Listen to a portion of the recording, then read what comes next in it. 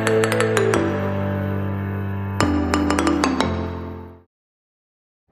morning. My name is Veronica Joseph. I am studying first standard here.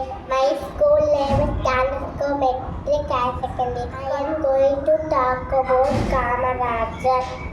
Kumarasamy Kamaraj is popularly known as Kamaraja. He was born on 15th July 1903 in Virudunagar, Tamil Nadu. He was a freedom fighter, politician and the Chief Minister of Tamil Nadu. He was deeply interested in politics, joined active politics at the age of 18.